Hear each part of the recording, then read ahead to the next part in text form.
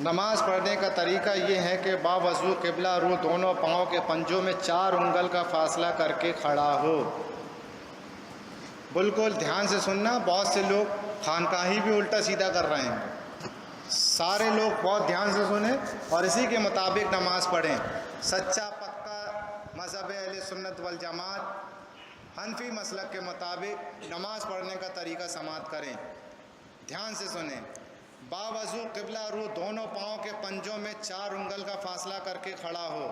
4 انگل کا فاصلہ دونوں پنجوں کے بیچ میں رکھتے ہوئے کھڑا ہو اور دونوں ہاتھ کان تک لے جائے کہ انگوٹھے کان کی لو سے چھو جائیں اور انگلیاں نہ ملی ہوئی رکھے، نہ خوب کھولے ہوئے، بلکہ اپنی حالت پر ہوں اور ہتھیلیاں قبلہ کو ہوں۔ نیت کر کے اللہ اکبر کہتا ہوا ہاتھ نیچے لائے اور ناف کے نیچے باندھ لے، یوں کہ داہنی ہتھیلی کی گدی بائیں کلائی کے سرے پر ہو اور بیچ کی 3 انگلیاں بائیں کلائی کی پشت پر اور انگوٹھا اور چھنگلیاں کلائی کے اگل بغل اور ثنا پڑے۔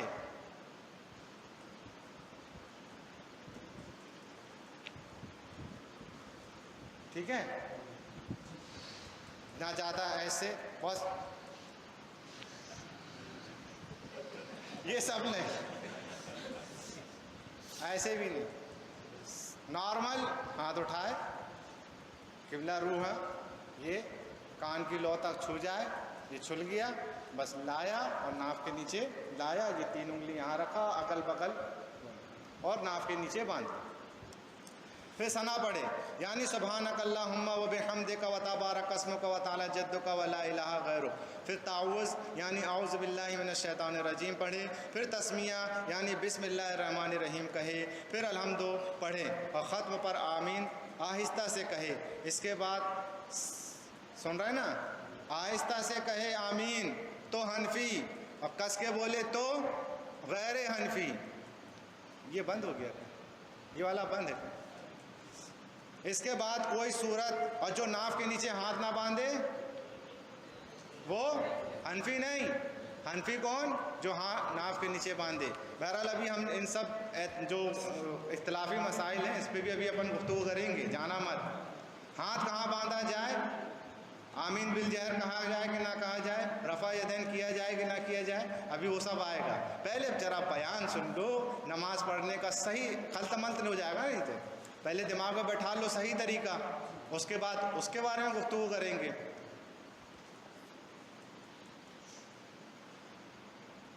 بہرحال تو ختم پر الحمد پڑھے، پھر الحمد پڑھے بسم اللہ پڑھنے کے بعد، اور ختم پر آمین آہستہ سے کہے۔ اس کے بعد کوئی صورت یا 3 آیتیں پڑھیں یا 1 آیت کے 3 کے برابر ہو۔ اب اللہ اکبر کہتا ہوا رکوع میں جائے اور گھٹنوں کو ہاتھ سے پکڑے، اس طرح کہ ہتھیلیاں گھٹنے پر ہوں۔ رفع یدین نہ کرے، سیدھا کہاں چلا جائے، رکوع میں، اور گھٹنے پکڑ لے اور انگلیاں خوب پھیلی ہوں، نہ یوں کہ سب انگلیاں ایک طرف ہوں، نہ یوں کہ 4 انگلیاں ایک طرف اور ایک طرف، فقط انگوٹھا اور پیٹھ بچھی ہو اور سر پیٹھ کے برابر ہو اور اونچا نیچا نہ ہوں، اور کم سے کم 3 بار سبحان رب العظیم کہے۔ پھر سمیع اللہ لمن حمدہ کہتا ہوا سیدھا کھڑا ہو جائے اور منفرد ہو تو اس کے بعد اللہم ربنا لک الحمد کہے۔ پھر اللہ اکبر کہتا ہوا سجدے میں جائے، یوں کہ پہلے گھٹنے زمین پر رکھے، پھر دونوں ہاتھوں کے بیچ میں سر رکھے، نہ یوں کہ صرف پیشانی چھو جائے اور ناک کی نوک لگ جائے، بلکہ پیشانی اور ناک کی ہڈی جمائے اور بازوؤں کو کروٹوں اور پیٹھ کو رانوں اور رانوں کو پنڈلیوں سے جدا رکھے، اور دونوں پاؤں کی سب انگلیوں کے پیٹھ قبلہ رو جمے ہوں اور ہتھیلیاں بچھی ہوں اور انگلیاں قبلہ کو ہوں، اور کم از کم 3 بار سبحان رب الاعلیٰ کہے۔ پھر سر اٹھائے، پھر ہاتھ اور دائنا قدم کھڑا کر کے اس کی انگلیاں قبلہ رخ کرے اور بایاں قدم بچھا کر اس پر خوب سیدھا بیٹھ جائے اور ہتھیلیاں بچھا کر رانوں پر گھٹنوں کے پاس رکھے کہ دونوں ہاتھ کی انگلیاں قبلہ کو ہوں۔ پھر اللہ اکبر کہتا ہوا سجدے کو جائے اور اسی طرح سجدہ کرے، پھر سر اٹھائے، پھر ہاتھ کو گھٹنوں پر رکھ کر پنجوں کے بل کھڑا ہو جائے۔ اب صرف بسم اللہ الرحمن الرحیم پڑھ کر قرأت شروع کرے، ثنا اور اعوذ نہیں پڑھیں گے، صرف بسم اللہ۔ پھر اسی طرح رکوع اور سجدہ کر کے داہنا قدم کھڑا کر کے بایاں قدم بچھا کر بیٹھ جائے اور التحیات للہ والصلوات والطیبات السلام علیک ایھا النبی ورحمۃ اللہ وبرکاتہ السلام علینا وعلی عباد اللہ الصالحین اشہد ان لا الہ الا اللہ واشہد ان محمدا عبدہ ورسولہ پڑھے۔ اس میں کوئی حرف کم و بیش نہ کرے، نہ کم کرے نہ زیادہ کرے، اور اس کو تشہد کہتے ہیں۔ اور جب کلمہ لا کے قریب پہنچے دانے ہاتھ کی بیچ کی انگلی اور انگوٹھے کا حلقہ بنائے اور چھنگلیا اور اس کے پاس والی کو ہتھیلی سے ملا دے اور لفظ لا پر کلمہ کی انگلی اٹھائے مگر اس کو جنبش نہ دے اور کلمہ الا پر گرا دے اور سب انگلیاں فوراً سیدھی کر لے۔ یہ ایسے، ٹھیک ہے، یہ ایسے۔ اب کچھ لوگ کیا، جیسے الا پہ گرا سب انگلی فوراً برابر، یہ سب نہ کرے۔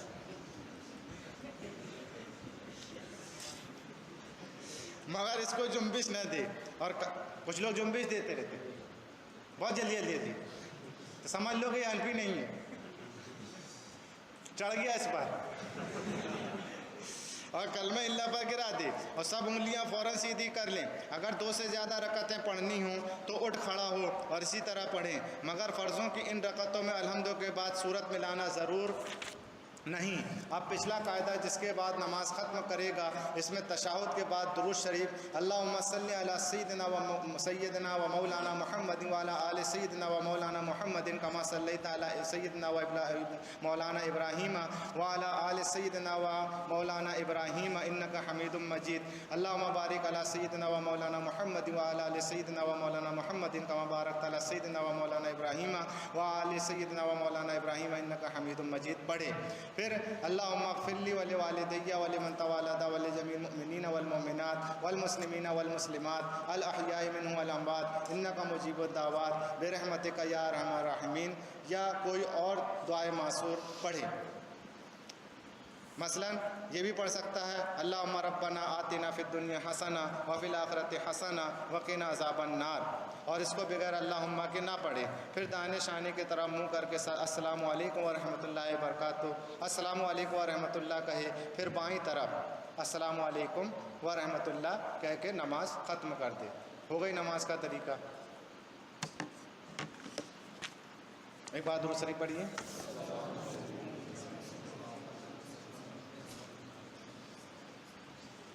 یہ طریقہ جو بیان کیا گیا امام یا تنہا مرد کے پڑھنے کا ہے، مقتدی کے لیے اس میں بعض باتیں جائز نہیں، مثلا امام کے پیچھے سورہ فاتحہ اور کوئی سورہ پڑھنا، عورت پڑھنا، یہ جائز نہیں ہے۔ اب اگر کوئی جائز بتائے تو حنفی نہیں ہے وہ۔ عورت بھی بعض امور میں مستثنیٰ ہے۔ عورت تکبیر تحریمہ کے وقت مونڈے تک ہاتھ اٹھائے، یہاں تک ہے نا، یہاں تک نہیں، مونڈے تک، یہی ان کے لیے استر ہے، زیادہ ستر پوشی کے لائق یہی ہے ان کے لیے۔ تو حنفیہ تو دونوں حدیث پہ عمل کر لیے، کانوں تک ہاتھ اٹھانے والی پر بھی اور مونڈے تک اٹھانے والی بھی۔ کانوں تک مردوں نے اٹھا لیا، مونڈے تک عورتوں نے اٹھا لیا، اور تم خود بھائی بن گئے۔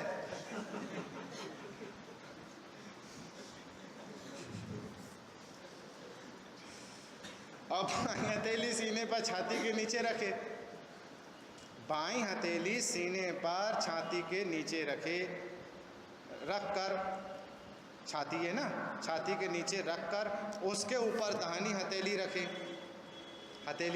ہے نا، اور رکوع میں تھوڑا جھکے۔ اب جناب بھی زیادہ شوق ہے کا بھائی بننے کا؟ ارے کچھ تو فرق رکھو بھیا، ہم میں اور ان میں کچھ تو فرق ہونا چاہیے۔ اور بائیں ہتھیلی سینے پر چھاتی کے نیچے رکھ کر اس کے اوپر داہنی ہتھیلی رکھے اور رکوع میں تھوڑا جھکے، یعنی صرف اتنا کہ گھٹنوں پر ہاتھ رکھ دے، تھوڑا جھکے، اتنا کہ صرف گھٹنوں تک ہاتھ پہنچ جائے، مردوں کے جیسے پوری کمر سیدھی نہ کرے اور زور نہ دے، اور ہاتھ کی انگلیاں ملی رہیں، اس کی سب ملی رہیں، اور پیٹھ اور پاؤں جھکے رہیں، مردوں کی طرح خوب سیدھی نہ کرے، اور سجدہ میں سمٹ کر سجدہ کرے، یعنی بازو کروٹوں سے ملا دے اور پیٹھ ران سے اور ران پنڈلیوں سے اور پنڈلیاں زمین سے ملا دے۔ اور دونوں پاؤں پیچھے نکال دے اور قاعدہ میں دونوں پاؤں داہنی جانب نکال دے اور بائیں سرین پر بیٹھے اور ہاتھ بیچ ران پر رکھے۔ اس طریقے میں بعض چیزیں فرض، بعض واجب اور بعض سنت مؤکدہ اور بعض مستحب ہیں۔ فرض کے بغیر نماز نہ ہوگی اور واجب قصداً چھوڑے تو گناہ، نماز پھر سے پڑھنا واجب اور بھول کا چھوٹنے سے سجدہ سہو واجب اور سنت مؤکدہ کے چھوڑنے کی عادت گناہ اور مستحب وہ جس کا کرنا ثواب اور نہ کرنا گناہ نہیں۔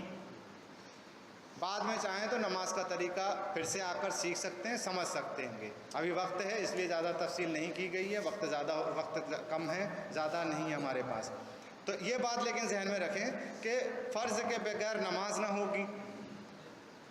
جو چیز نماز میں فرض ہے اس کے بغیر نماز ہوگی ہی نہیں۔ اور واجب قصداً چھوڑے تو گناہ، اگر واجب چھوڑ دے گا قصداً تو گناہ ہوگا اور نماز پھر سے پڑھنا واجب ہوگی اس پر، اور بھول کر چھوٹنے سے سجدہ سہو واجب، اگر بھول کر چھوٹ گیا ہے کوئی واجب تو سجدہ سہو کر لے گا، ایک طرف سلام پھیر کر 2 سجدے کر لے گا۔ اور سنت مؤکدہ کے چھوڑنے کی عادت ڈالنا گناہ ہے۔ جو باتیں نماز میں کرنا سنت مؤکدہ ہیں ان کے چھوڑنے کی اگر عادت کرے گا تو گنہگار ہوگا، ایک آدھ بار چھوٹ گیا تو گنہگار بھی نہیں ہوگا، ٹھیک ہے۔ اور جو باتیں نماز میں مستحب ہیں ان کے کرنے سے ثواب ملے گا اور نہ کرنے سے کوئی گناہ نہیں ہے۔ اور رفع یدین کو سارے کے سارے ائمہ نے مستحب میں سے گردانا ہے۔ کسی بھی امام نے سنت مؤکدہ یا واجب یا فرض نہیں گردانا ہے، تو پھر اتنا زور کیوں ہے بھیا؟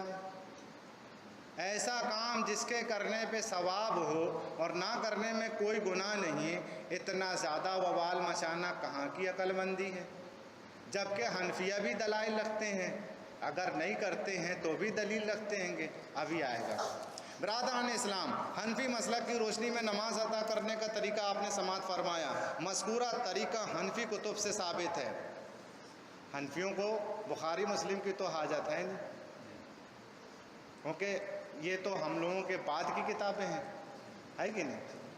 اور حنفیوں کے لیے کافی ہیں، اس لیے کہ چاروں مذاہب قرآن و حدیث کی روشنی میں ہی مدون ہوئے ہیں۔ اب کسی حنفی کو بخاری و مسلم کا حوالہ دے کر کچھ لوگ رکھنا ڈال رہے ہیں، جبکہ بخاری و مسلم ہمارے امام اعظم کے وصال کے تقریباً 150 سال بعد لکھی گئی ہیں۔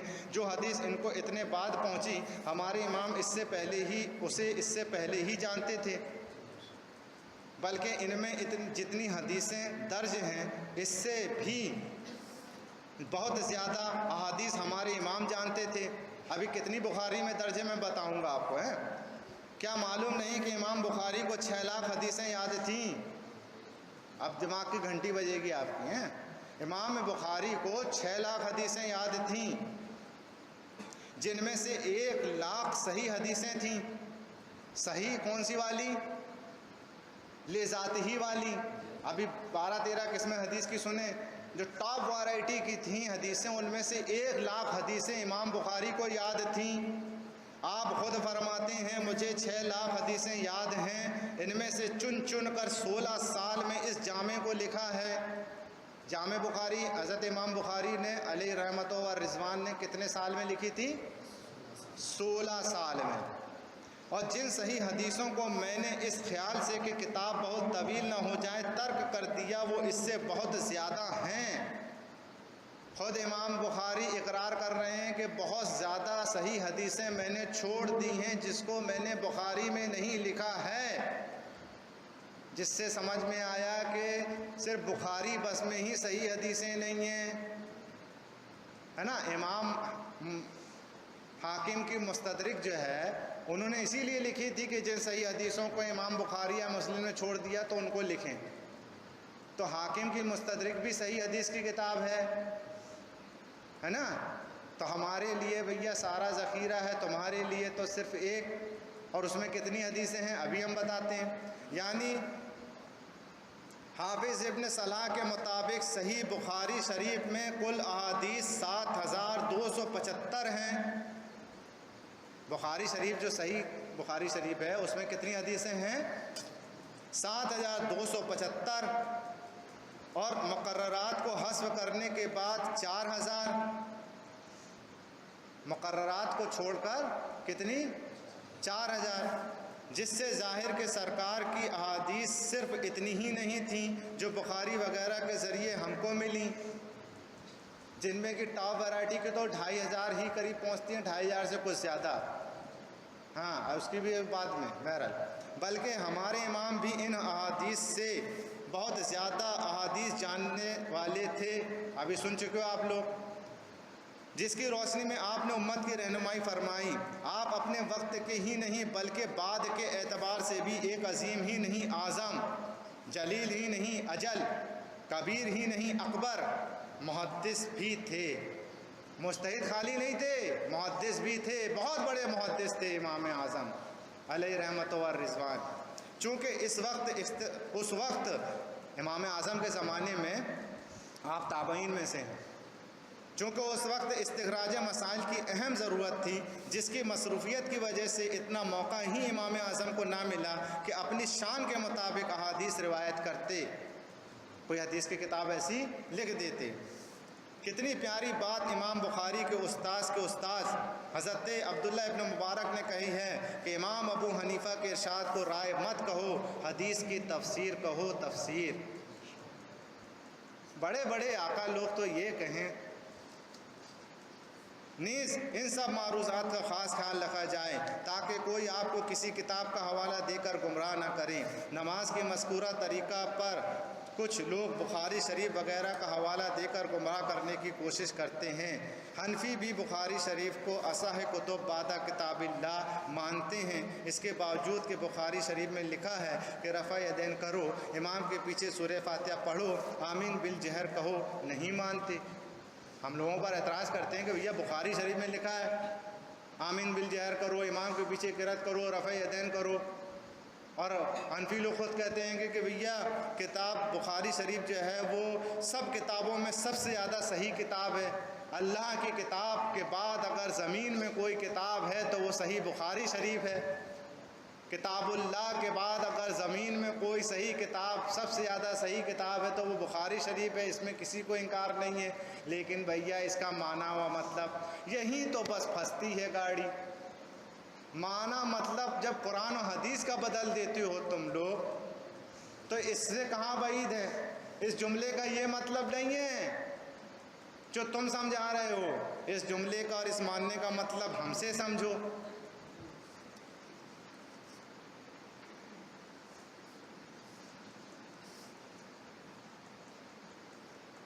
اس کو سمجھنے سے پہلے یہ تو سمجھ لو، سمجھ ہی چکے ہیں آپ نے کہ حنفی کو بخاری اور مسلم کے حوالہ کی ضرورت نہیں، یہ کتابیں ہمارے امام کے استخراج مسائل فرما لینے کے بعد کی ہیں، انہوں نے صحیح حدیثوں سے اسے اخذ کیا اور ہم کیوں نہیں کرتے؟ اس کا جواب آئندہ بھی دیں گے، تھوڑا انتظار کریں۔ سر دست یہ سماعت فرمائیں کہ اصح کتب بعد کتاب اللہ کا معنی و مطلب یہ ہرگز نہیں کہ قرآن مجید کی طرح اس کا حرف حرف نقطہ نقطہ صحیح اور حق ہے، یہ معنی مطلب نہیں ہے کہ اس کا حرف حرف نقطہ نقطہ سب صحیح ہے۔ اس کا حاصل صرف یہ ہے کہ دوسری کتابوں کی بنسبت اس میں ضعیف حدیثیں کم ہیں، مطلب بخاری شریف میں بھی ضعیف حدیثیں ہیں۔ دماغ کی گھنٹی بجی؟ ہاں، مطلب یہ ہوا کہ حدیث کی دوسری کتابوں کی بنسبت اس میں زیادہ صحیح حدیثیں ہیں۔ ایسا کہہ لو بھیا، برا نہ لگے، ایسا کہو تو برا لگ جاتا ہے کہ ضعیف حدیث ہیں، ایسا کہو کہ کم ہے یا دوسرے کی بنسبت کم ہے نا؟ تو حدیث کی دوسری کتابوں کی بنسبت اس میں زیادہ صحیح حدیثیں ہیں، یہ کہہ لو تو تھوڑا سا زیادہ اچھا لگے گا۔ لیکن اگر اس کی ترجمانی کرتے تو کیا مطلب ہوا کہ جیسے دوسری کتابوں میں بھی ضعیف حدیثیں ہیں، اس میں بھی ضعیف حدیثیں، یہ اور بات ہے کہ دوسرے کے مقابلے میں کم ہیں، ضعیف حدیثیں کم ہیں، نیز اس کی احادیث صحت کی قوت میں بنسبت دوسری کتابوں کے زائد ہیں۔ اس کا یہ مطلب نہیں کہ اس کتاب میں کوئی غیر صحیح ضعیف حدیث نہیں ہے اور آپ سے کوئی لغزش نہیں ہوئی، امام بخاری سے کوئی لغزش نہیں، ایسا نہیں ہے۔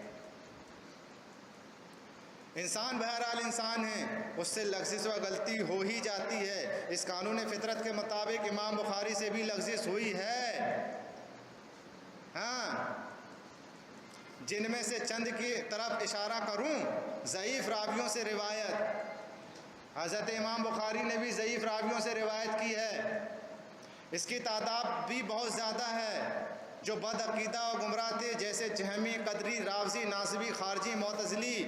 اس پر مستزاد یہ کہ ماتون راوی بھی کم نہیں، منکر، واہی اور وہمی سبھی ہیں۔ جسے تفصیل معلوم کرنی ہو تو علامہ ابن حجر کا مقدمہ فتح الباری ہدیۃ الساری کا مطالعہ کرے۔ سند میں تسامح، ایک جگہ نہیں، ایک بات میں نہیں، سند میں بھی تسامح ہوا ہے حضرت امام بخاری سے۔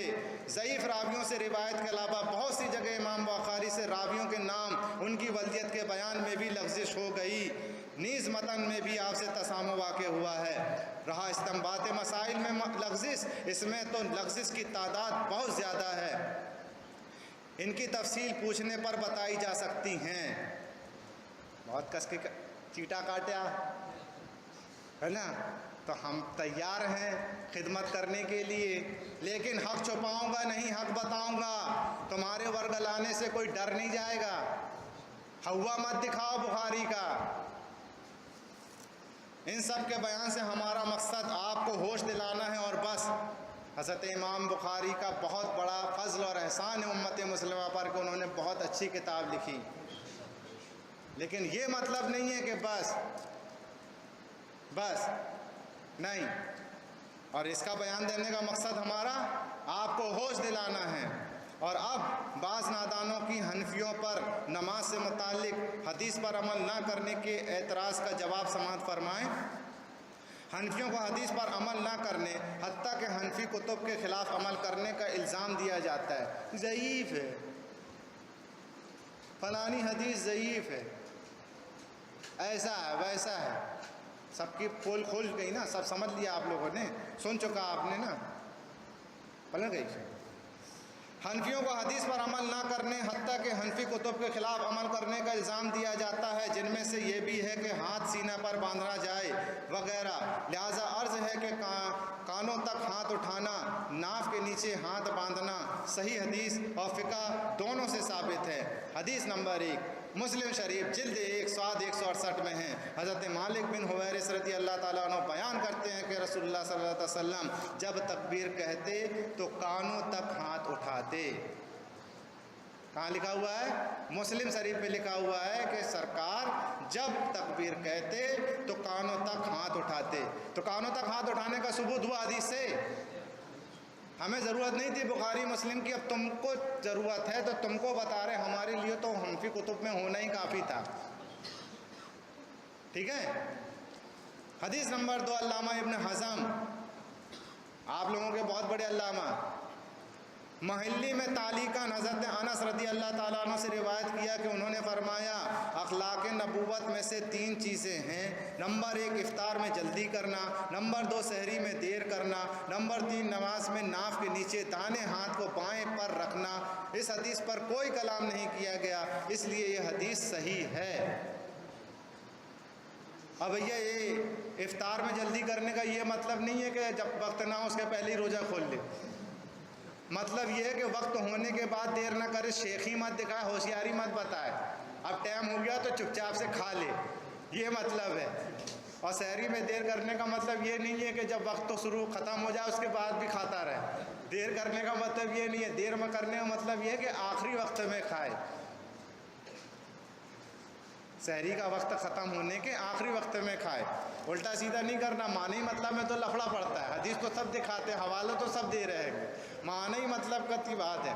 نمبر 3 حضرت ابن ابی شیبہ نے وقی ان موسیٰ ان عمیر بن علقمہ بن وائل بن حجر بن ابیہ کی سند سے روایت کیا کہ والد وائل بن حجر نے فرمایا میں نے رسول اللہ صلی اللہ تعالیٰ علیہ وآلہ وسلم کو نماز میں دیکھا کہ آپ نے اپنے دائیں ہاتھ کو الٹے ہاتھ پر ناف کے نیچے رکھا ہوا ہے۔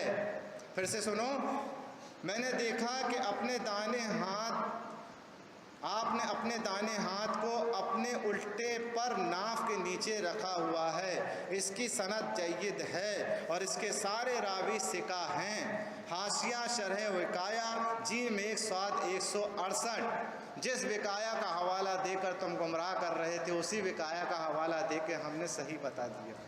ارے کیوں ظلم کر رہے ہو امت مسلمہ پر؟ तरस खाओ यार हम लोगों पर। हमारी आवाम नादान सीधी सादी बेचारी नमाज रोज़ा करने वाली, खाने कमाने वाली, उनको मत परेशान करो। हम बैठे हैं ना समझने के लिए, हमसे आ जाया करो यार, समझ लिया करो, समझ लेंगे, एक दूसरे को समझा ले जाएंगे।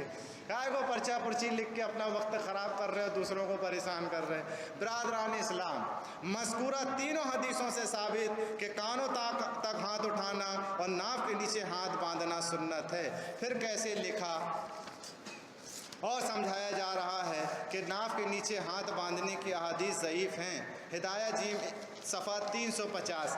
बड़े मज़ेदार बात है, अभी दिखाता हूँ आपको।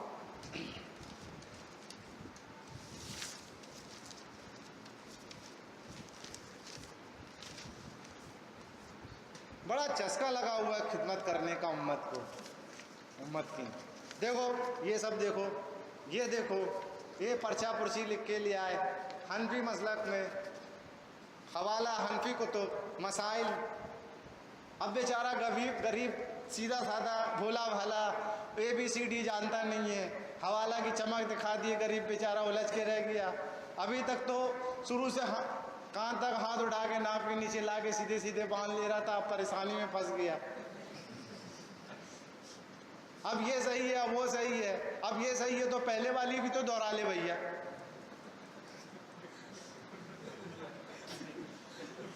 क्यों उसको क्यों नहीं दोहरा रहे? क्यों पहले काफिर थे क्या? बड़ी अंधेर नगरी है, लेकिन काना राजा नहीं है। हाँ, यहाँ का राजा आँख वाला, कासिम नेमत की नेमत बैठी हुई है, छोड़ेगी नहीं इंशाअल्लाह। फिर कैसे लिखा और समझाया जा रहा है कि नाफ के नीचे हाथ बांधने की हदीस ज़ईफ़ है। हिदाया जीम 1/7/350। अभी इस हवाले पे ज़रा सुनना है। और नाफ के नीचे हाथ बांधने की हदीस हज़रत अली का कौल है और वो ज़ईफ़ है, मरफू हदीस नहीं। अभी जबकि तुम सुन चुके ज़ईफ़ और फलानी टिकानी सबका माना मतलब और मरफू होने का और ज़ईफ़ होने का सब सुन चुके ना। हाँ, तो इन सब चीज़ों से धोखा मत खाना। मरफू हदीस नहीं है तो इसका ये मतलब नहीं है कि सही नहीं है, और सही नहीं है तो हसन लगैरी ही भी नहीं हो सकती। और एक ही हदीस नहीं है हमारे पास, दूसरी हदीसें भी हैं। ये हदीस इस सनद से ज़ईफ़ है तो दूसरी हदीसें भी हैं। दिखाई ना 3 हदीसें आपको अभी सही। शरह विकाया मिस्री सफ़ा 93। ऐसा लिखना भी सरासर गलत है। ये इबारत शरह विकाया की नहीं है।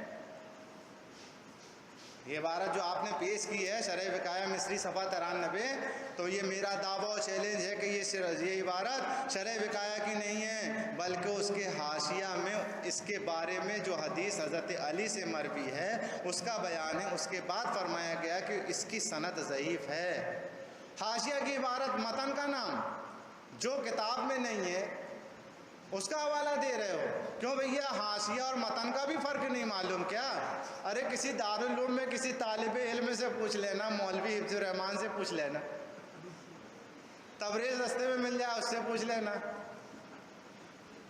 अल्ताफ़ तो हैं ही अल्ताफ़ करने के लिए, नहीं तो शाकिर का शुक्र अदा करके पूछ लेना।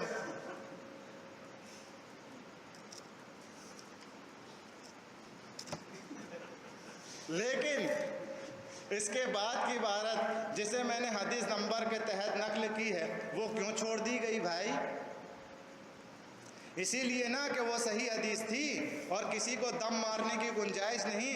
फिर इसी हाशिया के आखिर में मोहसिन ने ये भी तो लिखा कि फ़हुवा शाहिदुल हदीस अलीयन, यानी यह हदीस हज़रत अली वाली हदीस की गवाह है, लिहाजा हज़रत अली की हदीस भी लायक एहतजाज हो गई, जैसा कि उसूल हदीस का मुकर्ररा कायदा है। एक इबारत और पेश की जा रही है, अभी छोड़ो इसको, फिर ऊपर वाली की थोड़ी सी पिटाई और करते हैं कि जिस शरह विकाया का तुमने हवाला दिया था उसी शरह विकाया में उसी के बाद सही हदीस थी उसको छोड़ दिया, और ऊपर वाली जो ज़ईफ़ हदीस थी उसके बारे में नीचे ही लिखा हुआ था कि ये बाद वाली हदीस जो है वो पहले वाली ज़ईफ़ हदीस को तक़वियत पहुँचा रही है, सब छोड़ छाड़ के वो वाली देती। क्यों ऐसे ही रहनुमाई करोगे उम्मत की, छोड़ छोड़ के? ایک عبارت اور پیش کی جا رہی ہے کہ سینے پر ہاتھ باندھنے کی حدیث مرفوع اور کبھی ہے، ہدایہ جیم 1/7/350۔ یہ عبارت اور پہلے والی عبارت یعنی ناف کے نیچے ہاتھ باندھنے کی حدیث ضعیف ہیں، ہدایہ جیم 1/350۔ تو یہ عبارت پیش کرنے والے آخر اتنا غلط حوالہ کیوں دے رہے ہیں بھائی ہیں؟ اور بھولے والے سنی عوام کو گمراہ کیوں کر رہے ہیں؟ میرا دعویٰ ہے کہ صبح قیامت تک یہ لوگ مذکورہ عبارتوں کو ہدایہ شریف میں نہیں دکھا سکتے۔ اور یہ بھی بڑا عجیب ہے کہ حلقہ دیوبند سے چھپی ہوئی ہدایہ ہو یا سنی حلقہ سے، سبھی میں نماز کا بیان تقریباً 170 صفحہ پر ختم ہو گیا، اور صفحہ 350 پر تو طلاق کا بیان ہے۔ تو کیا طلاق کے بیان میں نماز کا طریقہ سیکھا جائے گا؟